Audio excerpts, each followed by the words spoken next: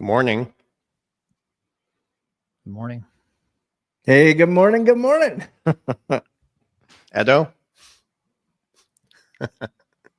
He's I muted. can't hear him. He's just smiling. Welcome, everyone. Another episode. Yeah. Can you guys hear me now? Yeah, we can. Welcome, Yep. everyone. Another episode of the Turning Point. Today we have a special guest. For some reason, I'm hearing the intro here, but I think it's sorted out now. Still hear the intro. That's kind of crazy. God, I Okay. swear to God, these I hope like it's last so- 3 weeks, man, we've been having issues with our intro. That's good. That's That's good. funny. Yeah. You know what? Let me just go ahead and Oh, speak. anyways, Matthew. we have a special guest today. Yeah, Matthew. Go. It's a pleasure to meet you. We spoke very briefly. I already love the way you think. Matthew, can you please introduce yourself to the audience and let everyone know what you're about, what you do, and just spill the beans for us. Okay, so I'm obviously Matthew, and I do spiritual work, and that's been my life's passion for a long time. But I also got interested in blockchain and cryptocurrencies back in 2017. A friend of mine, Bitcoin Birch, reached out to me, and he said, "Hey, you got to, you got to look at this thing." So I got involved, and then I found out about XRP. And as I built the ministry throughout the years, I got aligned with Eduardo and Jimmy Valley and a couple other people. And so far, I see a lot of potential, and that's why I'm interested in this space too. Well, it's an absolute pleasure, man. The more, the merrier. So, yeah, Edo, we got you back now. Just want to make sure that you're not having any connections, issues with your connection. Anyways, I think we have so much to talk about. Since our last discussion, a lot has certainly transpired since Trump administration took office. And before we begin, I do want to, give some information to people for them to be aware of some developments I think that deserve a real close look at. And one of the most intriguing moments for me was when Trump was standing in the Oval Office with the CEO of Oracle. You guys are familiar with him. If you're not, I encourage you to do your research. This is a gentleman who has very close ties to the Central Intelligence Agency. And he is somebody who also played a major role in facilitating Elon Musk's purchase of X, formerly known as Twitter. And I know Elon Musk was really the face of the acquisition, but his involvement, the CEO of Oracle, was really taking place behind the scenes, went largely unnoticed. And what they were discussing, in my opinion, was a little bit disturbing. And they were talking about AI, and I have to be very careful what I say here, but the mRNA in that meeting. And I think that just raises serious questions about the convergence of what we see happening in the world as far as technology, medicine, and at the same time, governance. I do want to have, faith in this new president. Of course, you guys know how I feel about politics. I don't want to go down that rabbit hole right now, but it's just something I really want everyone to, be aware of, something that I noticed. And I think everyone just needs to keep that on your radar. But I'll leave that alone for now. And as far as crypto, some very exciting things are happening. 2025, I think, is shaping up to be the year for regulation. This is something we've talked about largely on this channel together, the four of us here. We've anticipated this, and if you look around, it's really the institutions that are now preparing gradually for the mass adoption of blockchain technology. We also talked about the deregulation of the banking system, and that is now beginning under the Trump administration, which is, of course, paving the way for all of this to occur.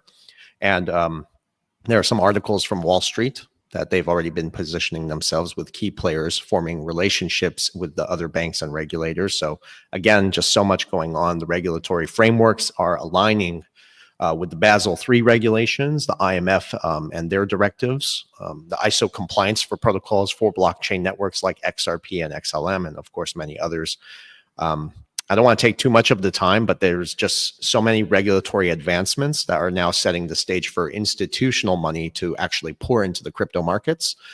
We can look at even the M2 money supply that's continuing to grow.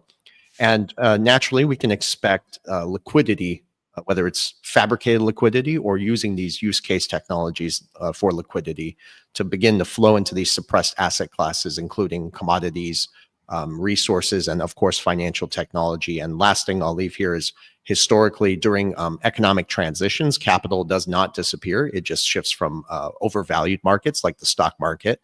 And this is something Matthew will be able to talk about with DeepSync. And it typically moves into suppressed assets like what we see happening now, the emergence of stable coins backed by hard assets on the XRP ledger. It goes into suppressed markets, so commodities and financial technology. So we're seeing a shift towards value. And of course, this is a very exciting time for people who are holding these altcoins and of course, XRP. So I'll take a pause and let Matthew speak on the stock market and the economy. Well, I don't have a lot of opinion on the economy in general, other than with technology. If in a free market, and you'll hear a lot of people mention this, like Jeff Booth, I think is an expert of this, how everything will naturally gravitate towards the cost of production.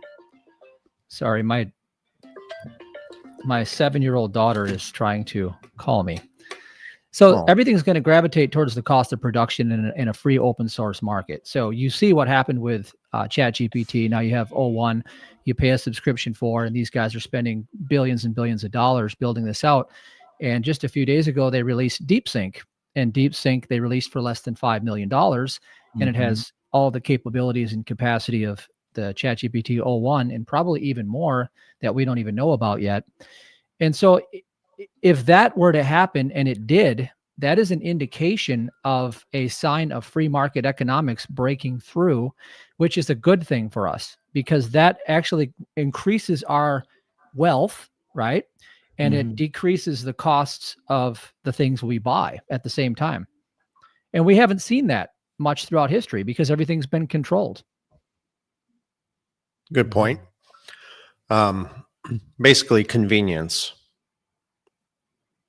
That's essentially what they're selling. You see, what I like to notice is that how they do this very through convenience, and then they push these things upon us without people getting to vote for this. Guys, I have a very, I'm very worried about AI. I see what they're doing here, and they're bringing this in very slowly. But you're not wrong, Matthew. Would you like me to call you Matthew or David? I apologize. I should ask. Matthew's good. Thank you. Matthew. Okay. Well, I know for a fact that we are in the early stages of an AI war. That's just getting started right now.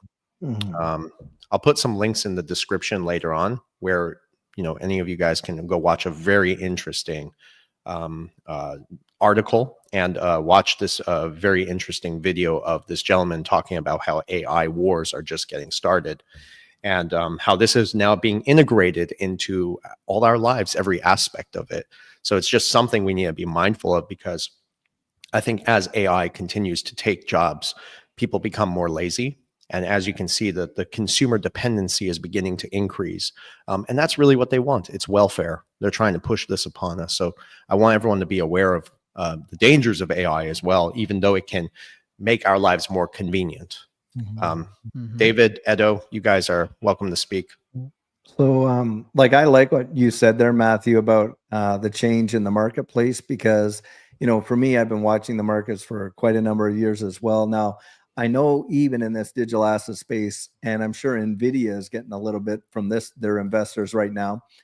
But, a lot of times, it seems like we've trended towards this whole idea that there can be only one. We want this monopoly. XRP Army has been like this. Oh, well, there's this technology that can do the same thing as XRP and this and that type of thing. And now we're, obviously we're seeing competing technologies of AI. And for me, competition is something we should be welcoming into this space because it's a cure for complacency. It's going to keep these ecosystems developing and getting sharper and sharper and sharper rather than thinking, hey, I've got the market cornered here. I really don't need to worry about it, on and on. We have many examples of prior kind of attitudes like that with Blockbuster versus Netflix and all that, and how, those massive behemoths don't even exist anymore because of such a backwards way of thinking. Now, as a believer, my forward thinking about AI as well. I mean, you know, they're planning for all of us to have our own individual AI agents who will actually go out there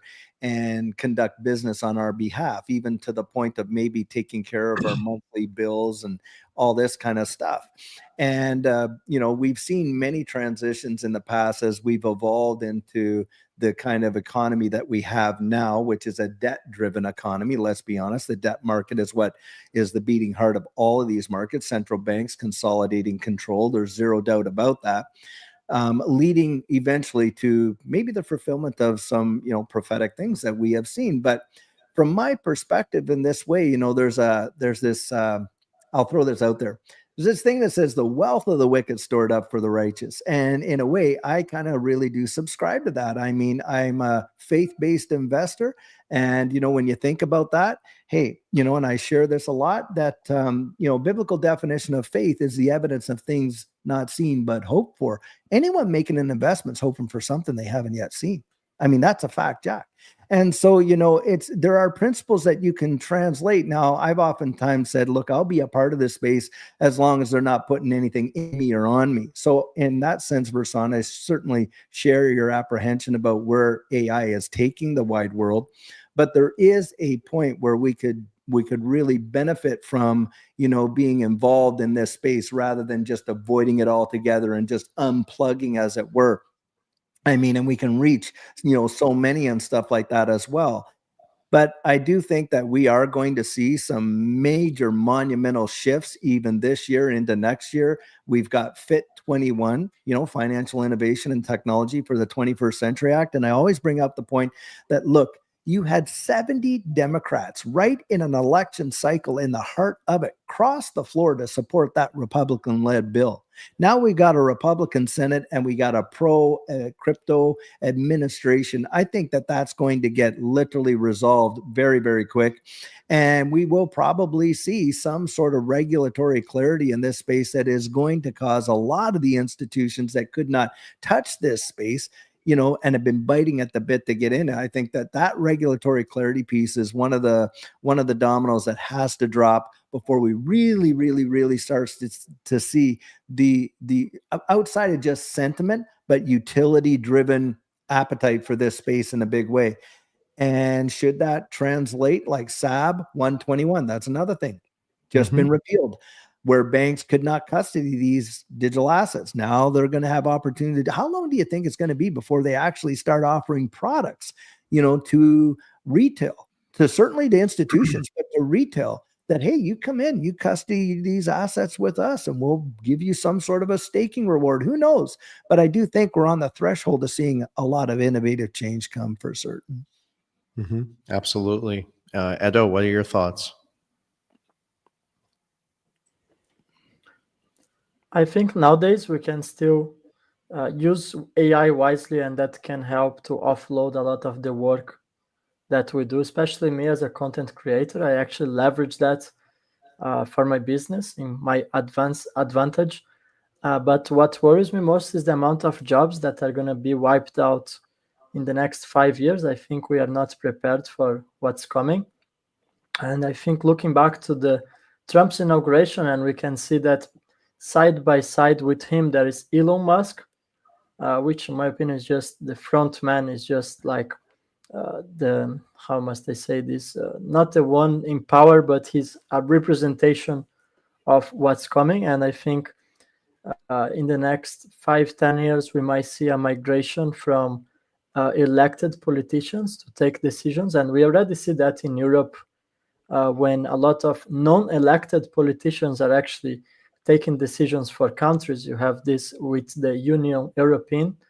And I think very soon it's not going to be even unelected politicians. It might be AI taking decisions. They can also leverage blockchain technology for that.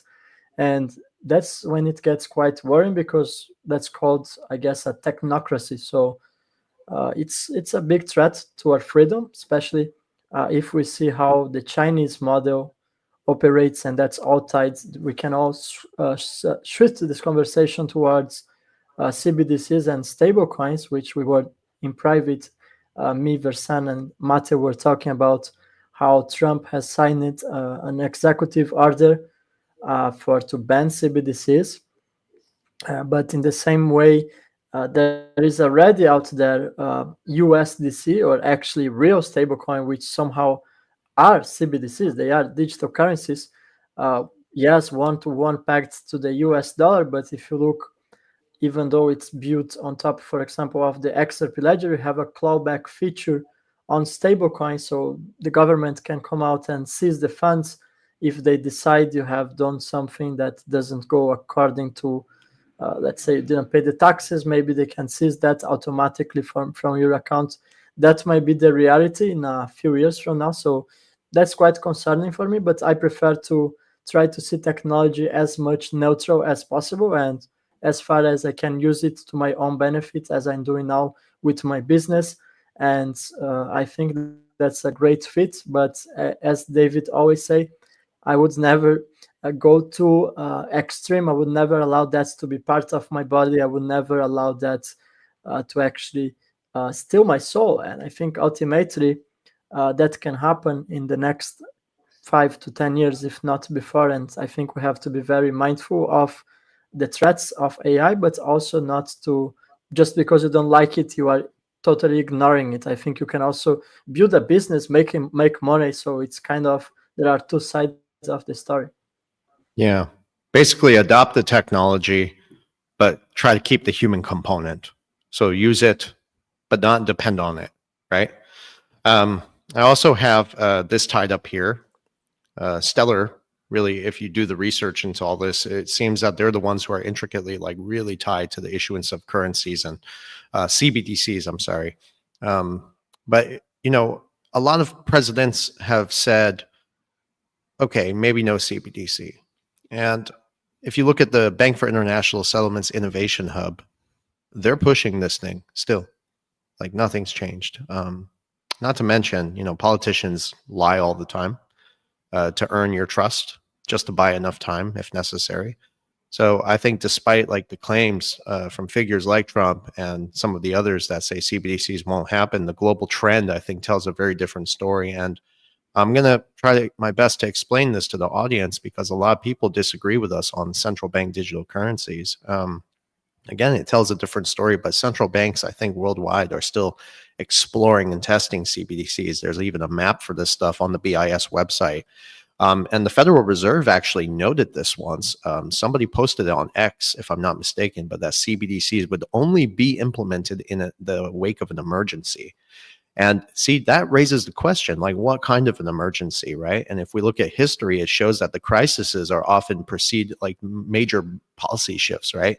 And the introduction of CBDCs would naturally just follow a similar path, like problem, reaction, solution. And I don't think the outcome is surprising, because if you look at delinquencies, if you look at people borrowing money at all-time highs right now, the majority of the population, and I'm not talking about our community, the majority of the population are in financial distress. So that's why I think it's inevitable. While many in the crypto community, especially the XRP community, they chose to focus on more the speculative narratives, if you know what I'm talking about, and completely ignore some of these underlying issues when the reality is quite clear. The larger crisis, the larger the wealth transfer. But that's exactly what's happening here. In the wake of an emergency, well, if you look at the bank crashes, if you look at all the systemic issues that are inflicted upon us, they seem to be very carefully orchestrated from the top above. So, you know, there's no such thing as trickle-down economics. I mean, they've impoverished an entire class of people. So I think CBDCs are at some point inevitable because people are broke. So what do you guys think about that? Can I make a quick comment before, since I just still have the stellar picture there? Remember, Versan, you shared the documents. I think you found that one that it was called, it was from the World Bank, and they said it takes two to tango. And it was referring to XRP and XLM.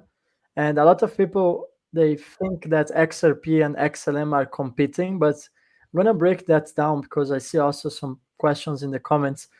From my perspective, what they have done is that they needed to bypass the competition law There is a competition law in the United States, and they needed to bypass that because it wouldn't be possible for Ripple to capture all of the sections of the market. And that's why the same people who created XRP ended up creating XLM. So it was all by design. They could bypass the competition law by capturing all of the market, but actually with two different companies. One is Ripple, one is Stellar, which, by the way, their motto is banking the unbanked. So you see that Stellar is already building CBDCs in Africa.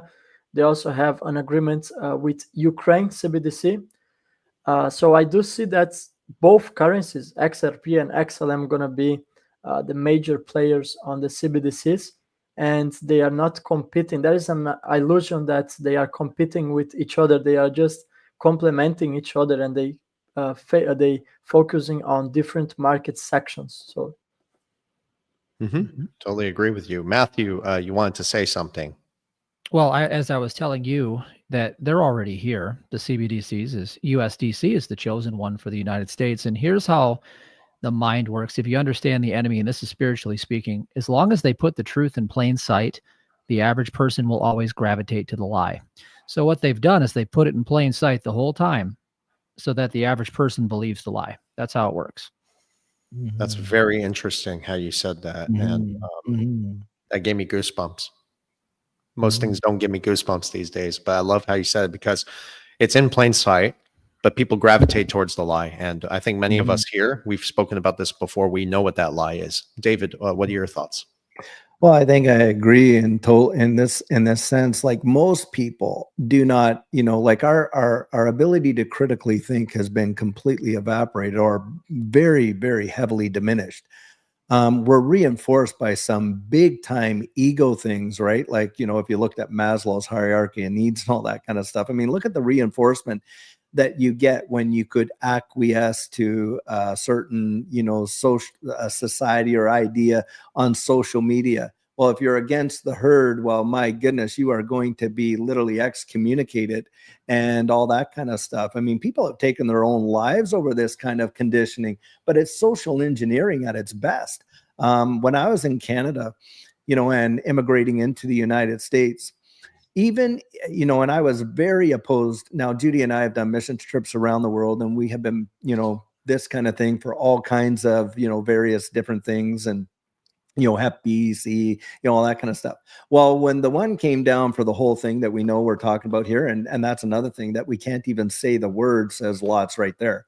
But needless to say, so many people, even people in religious authority, just so easily acquiesced to that level of, control and releasing sovereignty over their own physical person, that it just, to me, the way in which, the psychology of most people, and I agree with Matthew, most people will gravitate towards the lie. And, they will believe that this is a good thing. This is going to solve so many problems. And by the way, in practical terms, it probably will. Let's be honest. In practical terms, it probably will. But what will it also do? Well, it will diminish our individual sovereignty. And it will make it that, like I used to always think when I was a federal officer working the underground economy, and, guys know what I did for a living for all the 25 years working for the federal government there in Canada. I remember when I was investigating that, and I'd be thinking, how on earth are they ever going to make it so that, great and small, rich and free, and how are they going to create a system? Because there's always been a underground economy. Well, when you bring CBDCs into the picture, where, every dollar issue or every monetary instrument, let's say that, issued by the central bank can literally be tracked from the point of creation to every little thing and in indivisible terms, where you can program your monetary policy right into the monetary instrument. Well, that's a level of control that they have never, ever had.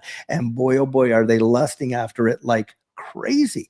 And it would be a whole lot easier to influence a population that has had a diminished level of critical thinking, the discipline of critical thinking reduced.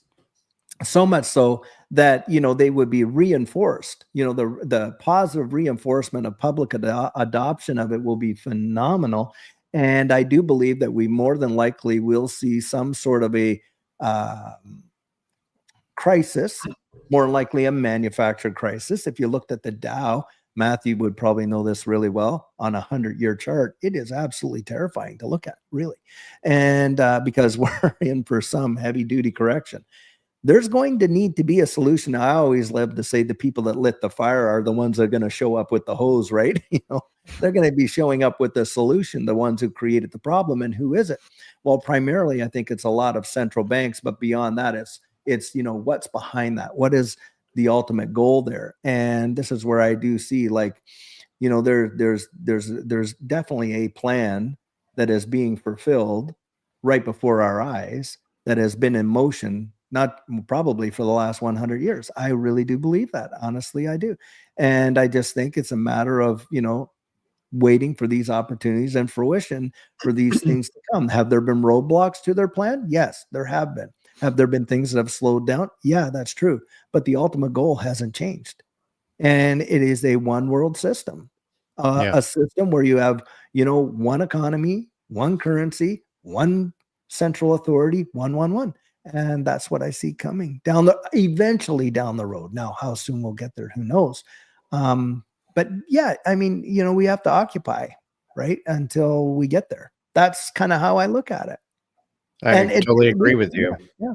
Yeah. I think the next Black Swan event, and that's really why we called ourselves Black Swan Capitalists, is because we believed the next Black Swan event that is yet to be seen is really in the banking sector. People don't realize that the pandemic is going to be a direct result as to why this banking crisis is going to accelerate. The fact that people were forced to work from home, all these delinquencies started to pile up on top of each other, all this unbacked exposure, this leverage, and that's associated with all the office space that is now vacant. Right. They can't be turned into apartments. So wait until those margin calls begin to come. And we're going to start to see people default like you've never believed. At the same time, while defaults are already at an all-time high right now, and delinquencies. So all this unbacked exposure is eventually going to cascade into the banking system. And interestingly, regional banks are systemically connected to each other. And those regional banks that are systemically connected to each other are also systemically connected to the bigger banks. So there will be most likely one sacrificial lamb. And Gregory Mannarino, a friend of ours, he thinks it's Bank of America. He has his reasons to as well, because it's the most, it's got the heaviest in unbacked exposure associated with commercial real estate. So that's something we could see in the near future. And of course, that would help them further consolidate the banking system, David, to which you said one world bank. And I think, I know you mentioned the one world currency, but I do believe the new financial order is not really about one dominant currency as we're seeing right now. It's more about these complementary systems, again, that are targeting those different niches in the global marketplace. The ISO compliant technologies, I think, are central to that shift. So I think it's more about, for the 1% and 2%ers, but it's not about competition in their eyes for them. I think it's about the collaboration, as we see with Ripple and Stellar, hence what Edo was talking about. They play a unique and very complementary role in the framework, to which is now being revealed very slowly. But to tie this all together, I think it really is we're going to see in due time the emergence of a basket of reserve currencies, because that actually aligns perfectly with the new financial paradigm. And our research, to a degree, it consistently supports this conclusion, because these technologies, some of them do have their real world use cases, and they're already working with those largest financial institutions. At the same time, here they are touting Bitcoin, and Bitcoin continues to be marketed heavily to the masses. And I see a trap being laid out, obviously, but while people are distracted. Yeah, I was going to say, just today, I think I read an article where Tether just minted 500 billion out of thin air to go out there and watch and see if you don't see a big bounce in Bitcoin's price right quick. Well, that means everyone needs to buy right now, because typically, I mean, the markets, when they're red, that's when we're buying, we're shopping. If you look at the fear and greed, it's at 55 right now. So if that really just occurred, that's news. Edo, you need to put a tweet out about that, including you, David. But that means everyone should be buying right now. Yeah. Yep. Edo's going to put a tweet about this later. I already put the tweet. I already put when I saw great.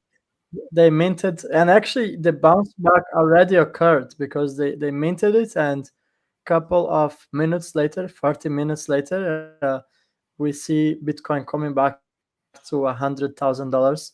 It's not on their interest to actually drop the price now. And I made a comparison that USDT is like the Fed, and BTC is like the fiat currencies, and XRP is like the gold. You know, and I think that makes a lot of sense. And I think we can also make some comments, and it's actually the title of my video on YouTube. I don't know what the title you guys have chosen, but I was talking about the executive order from Donald Trump when they are planning to do a strategic reserve of digital assets and a stockpile. And before we actually get on that, just for the audience to understand, the stockpile is basically an accumulation of Yeah, please go ahead. I think David, I said please. 500 billion. I meant 500 million. It was $500 million. They minted $500 million, not 500 billion. It wasn't $500 billion. Okay. $500 million? Yeah, it was $500 million. And I'm like, important to clarify that. Yeah. Okay. Yeah, no, okay. Well, they did do it. Yeah. Please Thanks continue, for Edo. that. You were speaking. Sorry. Yeah. So basically, the stockpile is just an accumulation of digital assets by the government. So if they seize from criminal activities, that means that ends up on the dominance, in this case, of the US government. And when we're talking about the strategic reserve, it's actually the government is deliberately acquiring digital assets. So that's the difference that I saw a lot of people asking. But the main point is that there was no mention of BTC on the strategic reserve or on the stockpile, on both of them. And that has triggered a massive war on X from the ones that are BTC maxes. They only hold Bitcoin. They don't really believe in crypto. And towards the rest of crypto holders, we're talking not about only XRP, but American digital assets. We're talking about Stellar, I guess, HBAR, Solana. What else I'm forgetting here? Well, there's a bunch of them. And somehow it's very interesting that I think that's all tied to the XRP Escrow, because it's speculated that XRP is going to be one of the main assets, if not the main asset, on the crypto reserve and also on the stockpile. And I think that's tied to the SEC lawsuit, because think for a second, what digital assets should be on this basket of currencies? Well, it should be a regulated digital asset. What happens to be the first regulated digital asset on the entire crypto space? Well, that's also XRP, as a consequence of the SEC lawsuit, with XRP not being a security. So I think that explains why in 2017 we had a massive crash of XRP when they dropped the SEC lawsuit all the way to 17 cents. There was panic. I bought my largest bags of XRP at 17 cents back there. And the fact that the Fed, I do believe the escrow was actually acquired. A portion of the escrow was likely acquired by the US government. I think they did that OTC off the markets to not move the price. And I remember I was tracking down the wallets back there, and the 0.1% wallets were accumulating. So there is a chance that this was all planned by, this was all planned by design years ago. And the way they did that is make a lawsuit against the digital asset that is the chosen one. And meanwhile, you negotiate with Ripple and you acquire a fraction of the escrow. I'm not saying they acquired the whole escrow, but I do see the Fed acquiring the escrow from Ripple. Let's say 20% of the escrow or 10% would be more than enough to actually leverage XRP as a reserve currency. And that's likely the reason why XRP is set to be included on the stockpile. So that's my thoughts on this. Yeah. And if, some of those who are new here and need a deeper understanding, I certainly encourage you to check out some of our older videos that David, Edo, and I have done together on the turning point, and of course some of the other videos. But we've broke a lot of this down in detail. I think the XRP escrow is probably one of the most fascinating conversations in the crypto space, because for many reasons. But personally, I've always believed and strategically, thought it was always allocated for significant players in the financial system. Hence to what Edo said, such as central banks, maybe the Treasury Department, or other major financial institutions that are operating beyond the public's purview. There are people in here who speculated that escrow was really designed to release XRP and gradually flood the market. And that's not the truth. It's not accurate, actually. The purpose of escrow was always, it's really simple to understand. Yeah, it's a very powerful mechanism, and it was designed to provide liquidity to the XRP ecosystem as the adoption continued to accelerate. So its release is always aligned with the growing partnerships and the real world use case that XRP happens to support. So the design is intentional, and it ensures, of course, that XRP enters the market only as the demand continues to rise, and that keeps the ecosystem stable and, of course, efficient while fueling global liquidity needs. And that's pretty much it. So, as the system continues to shift towards the digital landscape and we see more of this adoption, it's clear XRP is playing a critical role in all this. It's no coincidence. Because XRP is also the only regulated digital asset. That's why it went through the lawsuit to begin with. But as the demand continues with RLUSD, for instance, the first digital dollar on the XRP ledger, that is going to require significant liquidity. So it makes more of the escrow mechanism even critical to supporting the expanding ecosystem, et cetera, et cetera, et cetera. I can go on forever. Sorry, guys. Matthew, I haven't heard from you in a minute. So I'm taking it all in. You guys are the experts in the crypto space, so I'm loving it. I did see that Ripple just has a money transmitter license now, so it's kind of obvious what the intent was and is, and that's where it is heading. Yeah. And I remember Jimmy Valley told me on many occasions, it's basically set up from the start to move the money around the world. That's what it's for. And that's what it's going to do. I believe it in my heart. Yeah, you're spot on. And Jimmy Valley's got a lot of insight. I texted him the other day. I hope he's doing well. He said he was sick. I noticed everyone's been getting sick. Any of you guys got sick this year or no? Not yet. Not yet. The kids, yeah. It may be going around, but it's going right around me. Well, it's funny. Yeah, I haven't gotten sick. The last time I was sick, which is funny to this conversation, Edo, is that remember the last time I was sick, I did the XRP Escrow talk. Yeah, and he was somewhere, like, but I I was was really watching this video back then. He was sounding very sick. I think he even lost like 5-6 kilos. I don't know how much that in pounds. And he gave the best explanation of the escrow that I ever seen. So next time you are sick, Versan, please make sure you come live. Well, it was funny because I remember Edo and I, we used to talk so much in the early stages of our friendship, and Edo was telling me like people were misinterpreting the escrow, and I was really sick, and I said, you know what, screw this, I'm gonna put my suit on. I got dressed up nice. I was sick, and I came out here to talk about it. I said I'm gonna set the record straight. So that was fun. But yeah, guys, I think there's a lot coming down the pike this year. We're going to see a lot of regulation. That's what Digital Outlook was talking about, David. So regulation, ladies and gentlemen, once that begins to play out in real time, and the Trump administration is already all pro-crypto, the SEC is pro-crypto, it was inevitable to begin with. But when regulation does fall into place, we're going to see institutional money follow shortly. And that's really when, these things begin to really kick off because retail doesn't move the market. We all know this. So if we can take some profits, that's something to, everyone needs to think about, because at the same time, we are fighting inflation. Don't forget that.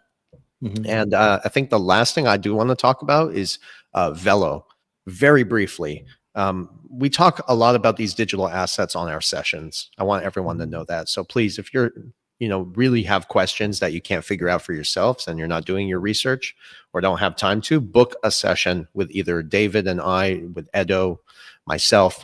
Matthew, I'm not sure if you offer sessions. But, not in this capacity. Spiritual sessions only. Yeah.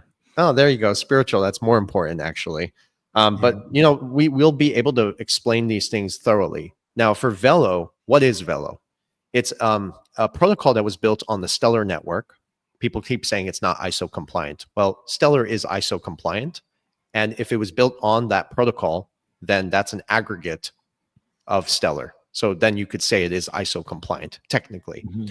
That's why they have the partnerships with Visa and MasterCard. Same thing with SHX. And then Ripple is heavily invested into SHX, which speaks volumes.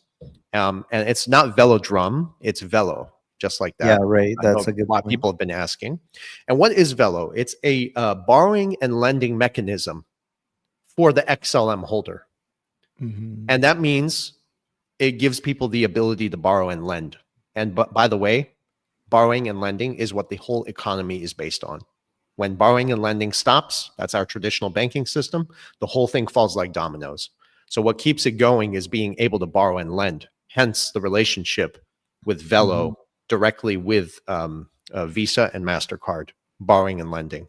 At the same time, it is transforming QR codes. Many people use QR codes in restaurants. That was all accelerated through the pandemic. That is only going to increase. So we're going to see more of that. So Velo has an incredible use case. It has good relationships with big institutions and has those partnerships there to support it. It was built on Stellar. So its ecosystem is cheap, scalable, and at the same time, carbon neutral to a degree. So that aligns also with the narrative of going green. So I see an incredible investment. Shared this with some dear friends of ours who are multimillionaires. They watch our show as well, and thank them for their support. We sent them this stuff like a year ago. We said, hey, this is what we figured out. What do you guys think about this? They came back to us within that day and said, these are hidden gems. And it was SHX and Velo. And we did a video on this, Edo, remember? So, yeah, we'll talk about SHX next time.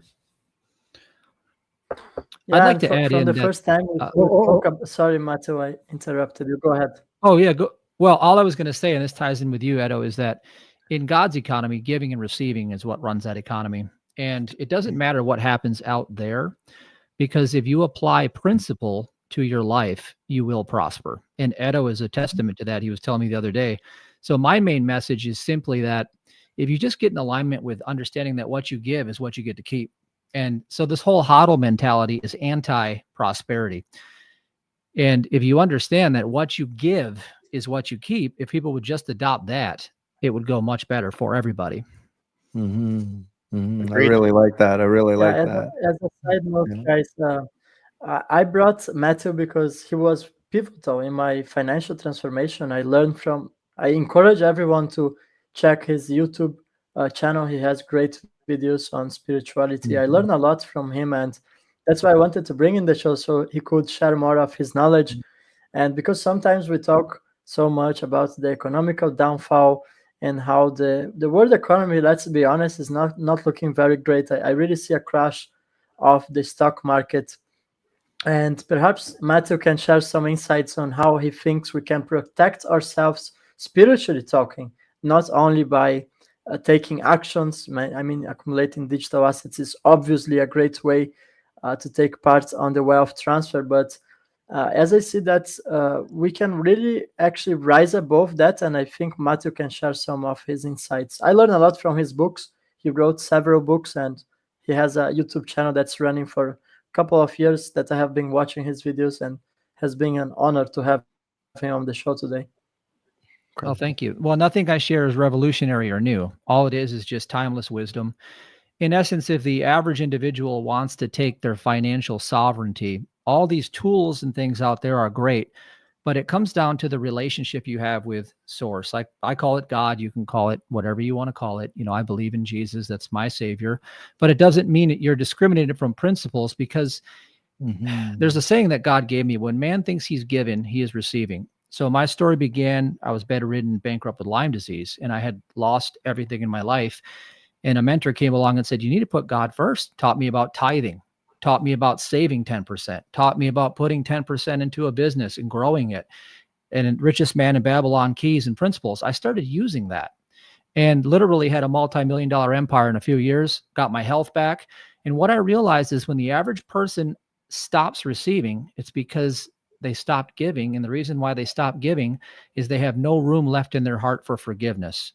And if you break that down spiritually, you can reverse all that and realize that unless you're in the capacity of love and you put everybody and everything back into the center of that love, you're blocking your own prosperity, because the Yeah. true nature of us is to be blessed, because we are blessed.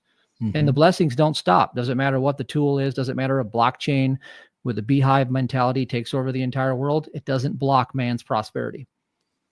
That was beautiful. Yeah, I really love that. I love that. Judy and I, we've been tithers and givers our whole life. And, well, I shouldn't say our whole life, the majority of our married life. And I think, like you, I remember being challenged, being a tither and a giver. And what ended up happening, we started tithing, on our net income. And I was so terrified, thinking, how are we going to make it?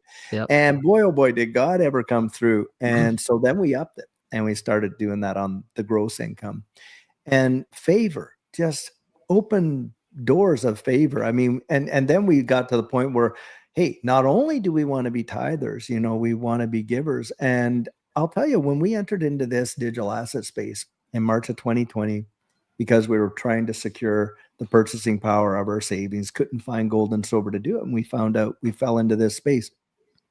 Well, those disciplines that we had employed in our life of being able to be tithers and givers took away that chokehold of fear that a lot of people in this space feel when it comes to investing. They're just so terrified of losing what they think they have, not realizing, hey, look, you don't really have it anyway. And so that helped us a lot. And we bathed it in prayer as well. And that's another thing too. When we lack wisdom, we can go to God and pray.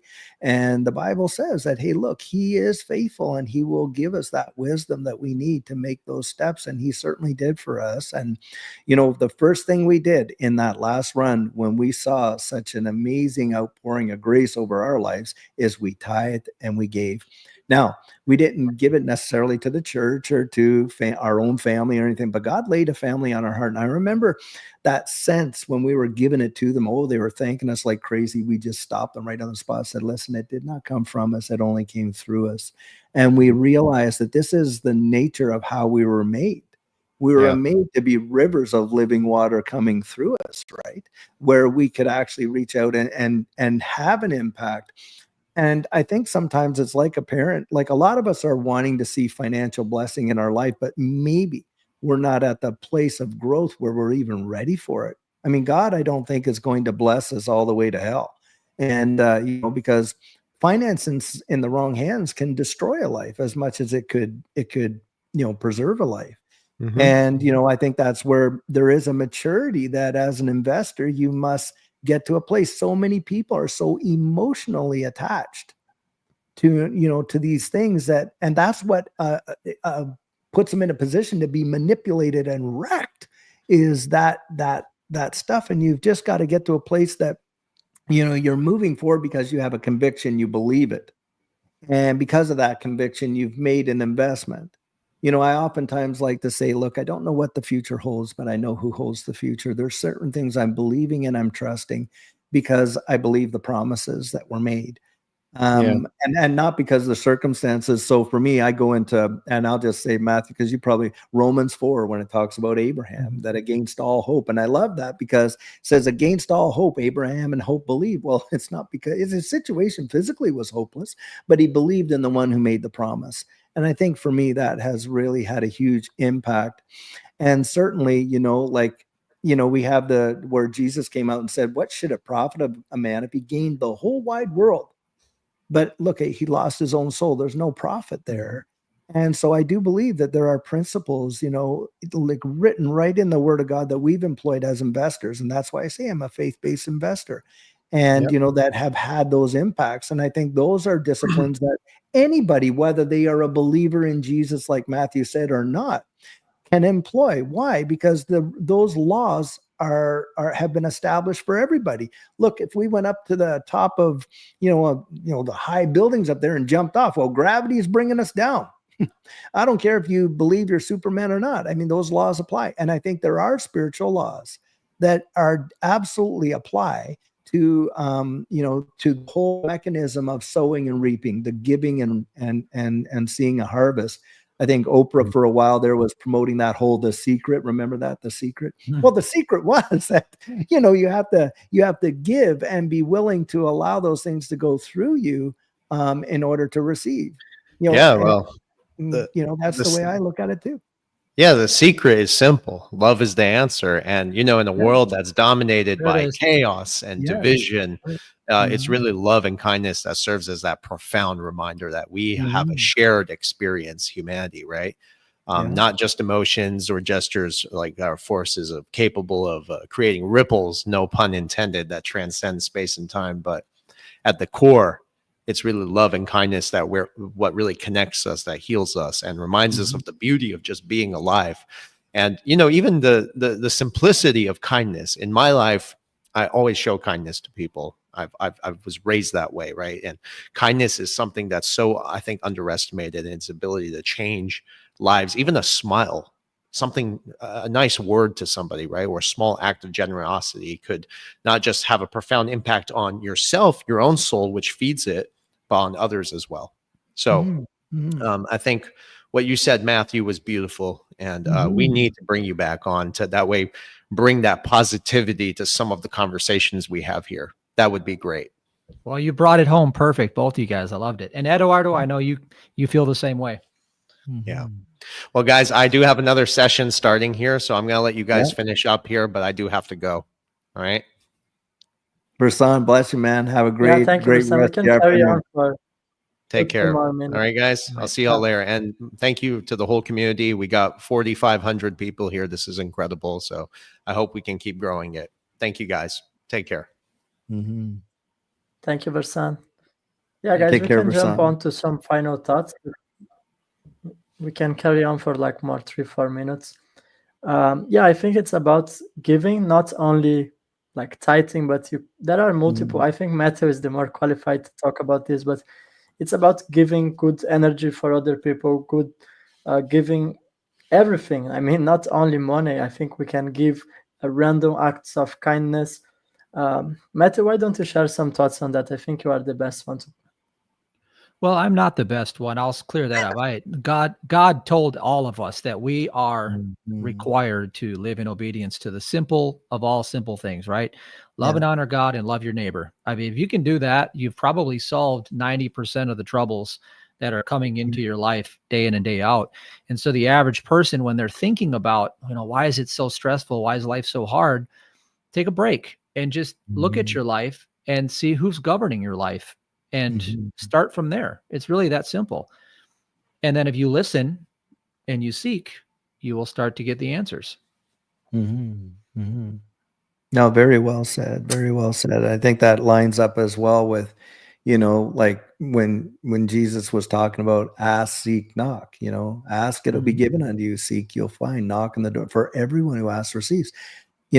I think sometimes we just get to this place, oftentimes share that, you know, when in my coaching and I do coaching and I'll talk to a lot of folks that, are faith-based and stuff like that. And I'll say to them, where the scripture, Jesus said, look, if you being evil know how to give good gifts. I mean, I oftentimes think, why didn't he just say if you being human, right? Because, that's our excuse. Well, I'm only human.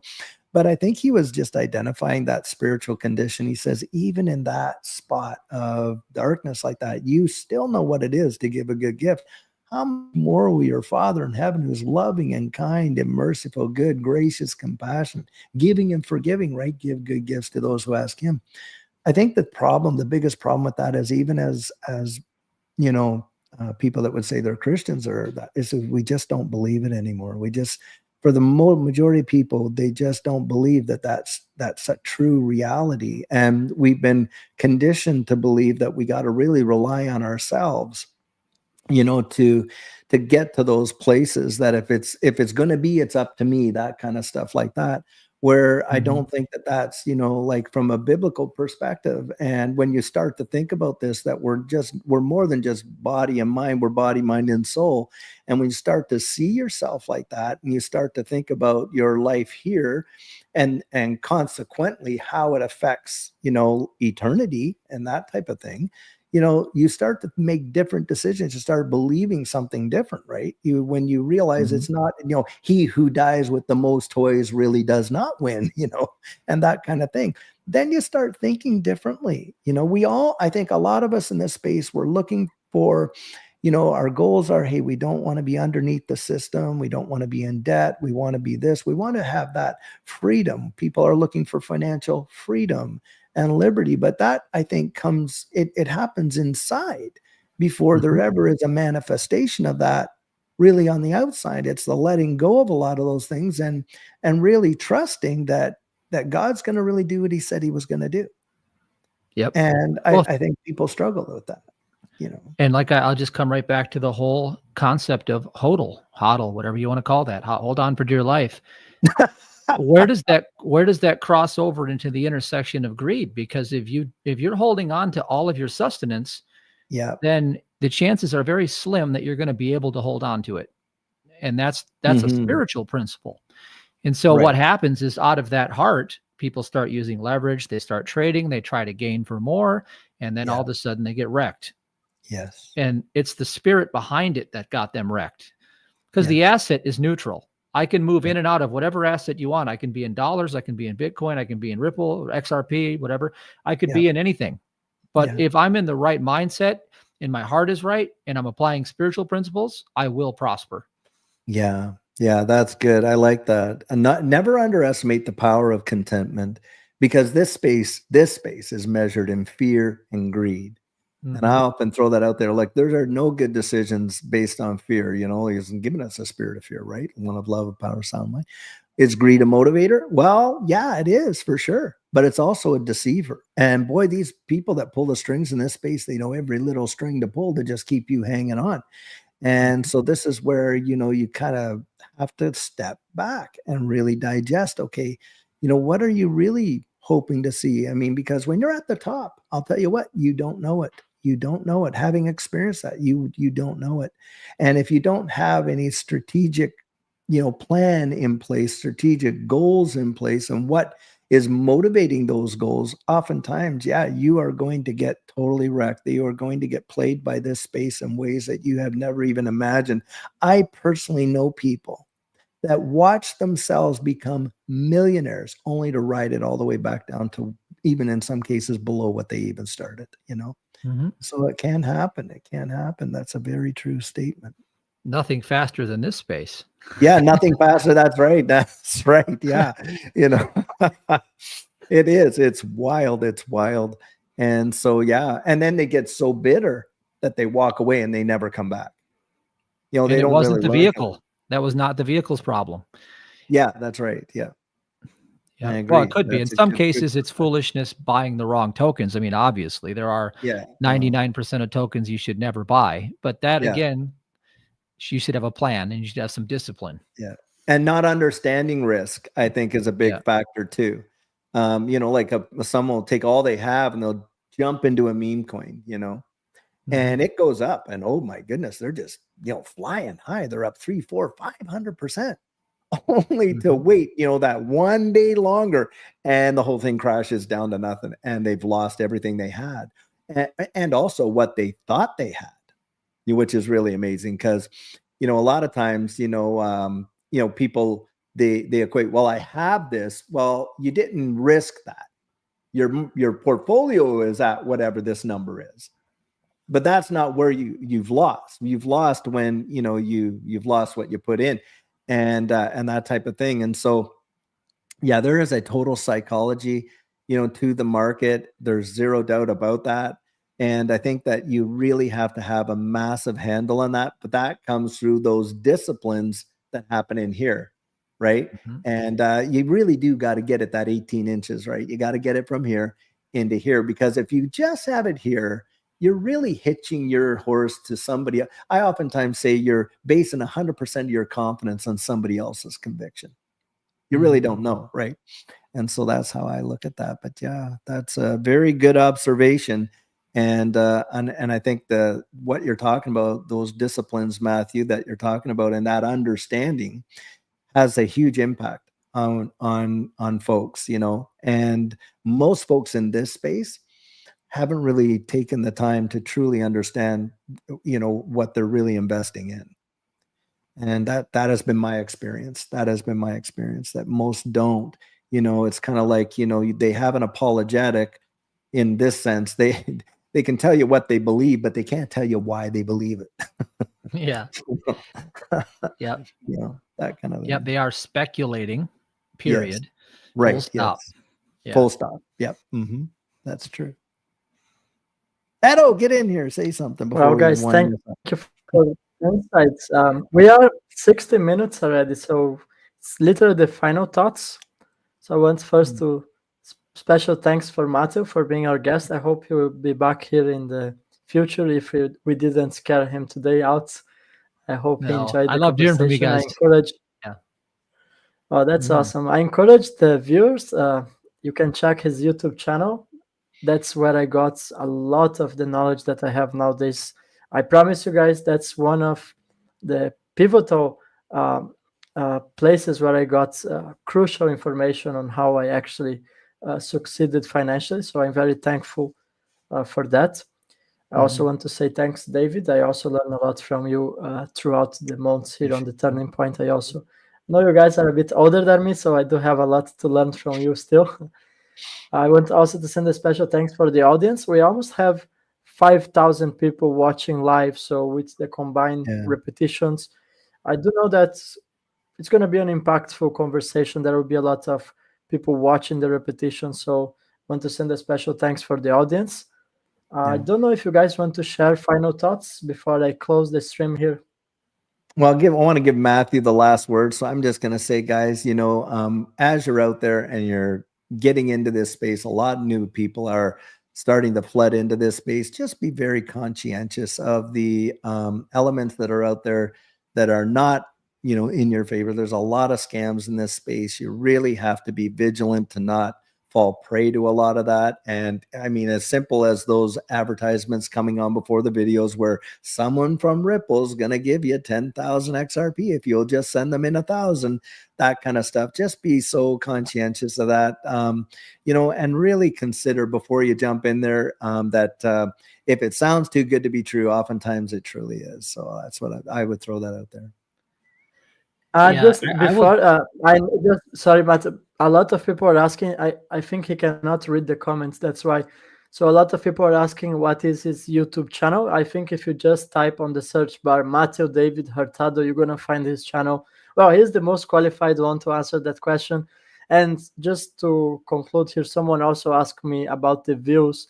I mean, we have 5,000 views with the channels combined. So StreamYard, which is the platform we are using to stream this live streaming, makes a combination of all the channels connected, including my channel, Versant's, and David's, and that's why we have 5,000 live right now. So yeah, Matthew, maybe you want to, we're gonna give you the final words.